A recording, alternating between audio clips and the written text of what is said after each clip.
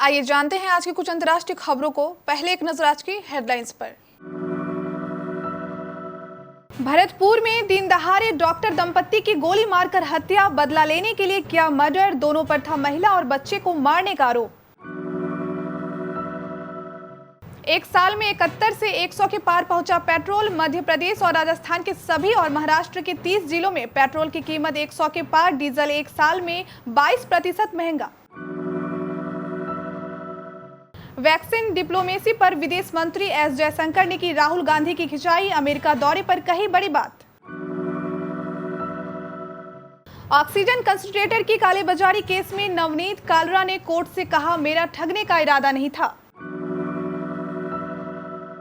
महाराष्ट्र में ठाणे में दर्दनाक हादसा, इमारत की स्लैब गिरने से 7 लोगों की मौत। नरवणे का चीन को कड़ा संदेश, पूरी तरह से हो सैनिकों की वापसी, भारत किसी भी स्थिति के लिए तैयार।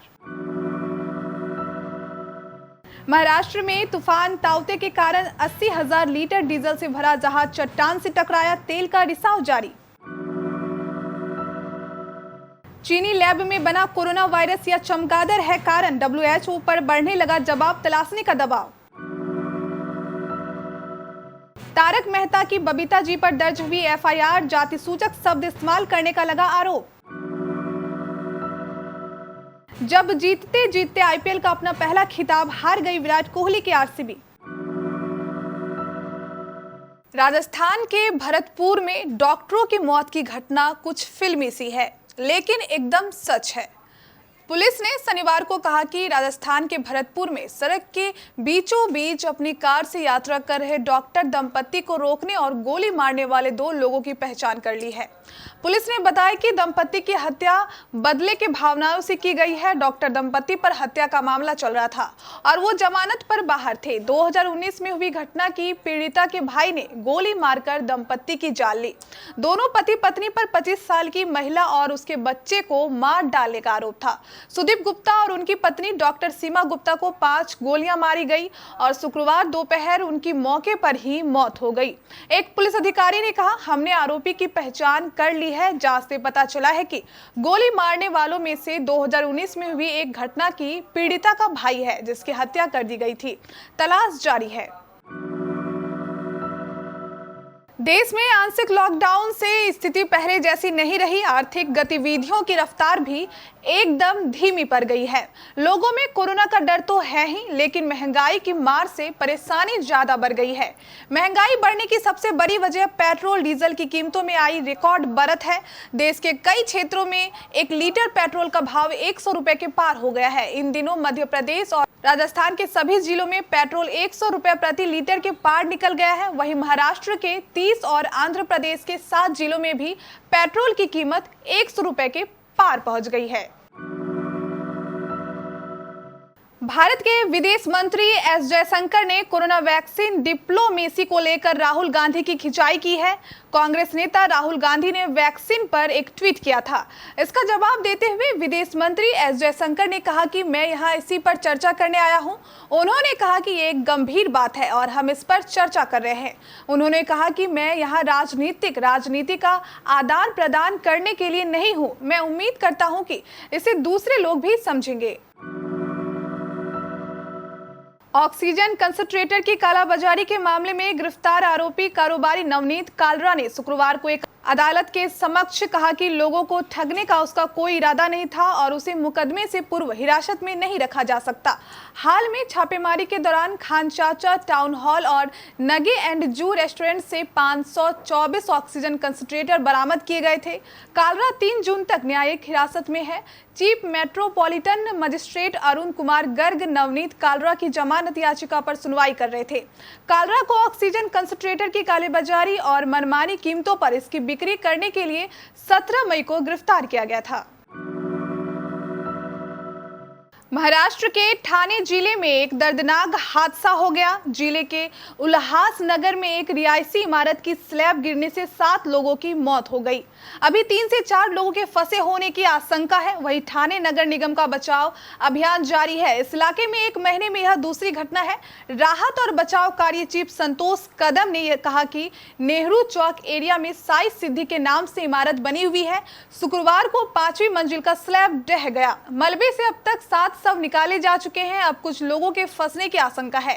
फायर ब्रिगेड और पुलिस के जवान फंसे हुए लोगों को निकालने में जुटे हैं। बिल्डिंग में 29 परिवार रहते थे। चीन को एक स्पष्ट और साफ संदेश में सेना प्रमुख जनरल एमएम नरवणे ने शुक्रवार को कहा कि पूर्वी लद्दाख में सभी घर्षण बिंदुओं पर पूरी तरह से विघटन के बिना कोई डी एस्केलेशन नहीं हो सकता है। उन्होंने कहा कि भारतीय सेना इस क्षेत्र में किसी भी परिस्थिति से निपटने के लिए तैयार है। एक मीडिया रिपोर्टर को दिए एक साक्षात्कार में जनरल नरवणे ने कहा कि भारत पूर्वी लद्दाख में अपने दावों की पवित्रता सुनिश्चित करने के लिए चीन के साथ दृढ़ संकल्पित है। इसी के अनुरूप व्यवहार भी कर रहा है। महाराष्ट्र के पालघर में तूफान तावते की वजह से एक जहाज समुद्र में चट्टान से टकराकर फंस गया है। इस जहाज से अब तेल का रिसाव हो रहा है, जिससे जनजीवन पर खतरा बढ़ गया है। मिली जानकारी के मुताबिक इस जहाज में करीब 80,000 लीटर डीजल है, जिसका रिसाव जारी है। जानकारी के मुताबिक जहाज पालघर जिले के वडराई इलाके में समंदर किनारे फंसा हुआ है। ये जहाज अलीबाग से निकला था, लेकिन तूफान तावतों की चपेट में आने के बाद ये जहाज पत्थरों से टकरा गया। अलीबाग से पालघर जिले की दूरी करीब 350 किलोमीटर है।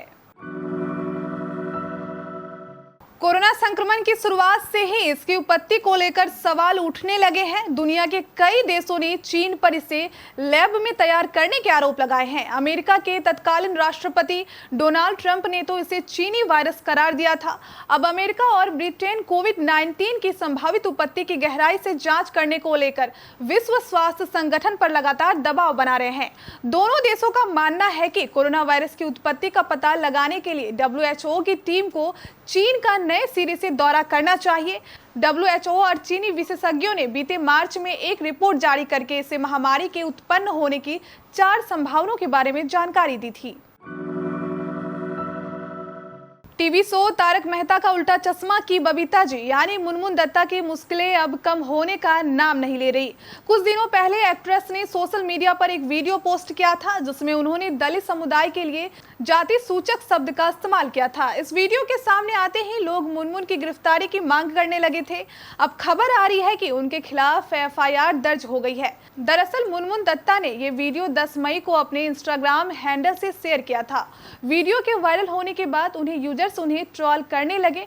हर तरफ मुनमुन की आलोचना होने लगी। इसके बाद एक्ट्रेस ने वीडियो डिलीट कर दिया था और माफी भी मांगी थी। इंडियन प्रीमियर लीग यानी IPL के फ्रेंचाइजी रॉयल चैलेंजर्स बेंगलोर यानी RCB अभी तक अपने पहले खिताब से दूर है। लेकिन RCB की किस्मत में 3 बार ऐसा हुआ है जब टीम फाइनल में पहुंची है। हालांकि विराट कोहली की कप्तानी वाली टीम के लिए खिताब अभी भी दूर ही है। ऐसा ही एक मौका आखिरी बार RCB के लिए साल 2016 में आज के ही दिन यानी 29 मई 2016 को आया था, लेकिन करीबी हार ने कप्तान कोहली का सपना तोड़ दिया था।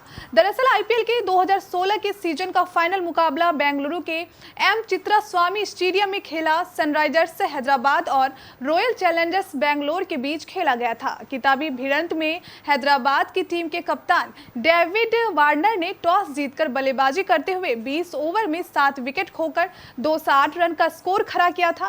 कप्तान वार्नर ने 38 गेंदों में 8 चौके और 3 छक्कों की मदद से 69 रन बनाए थे, जबकि बैन कटिंग ने 15 गेंदों में तूफानी 39 रन बनाए थे। युवराज सिंह ने 38 रन की पारी खेली थी, जबकि शिखर धवन 28 रन बनाकर आउट हुए थे।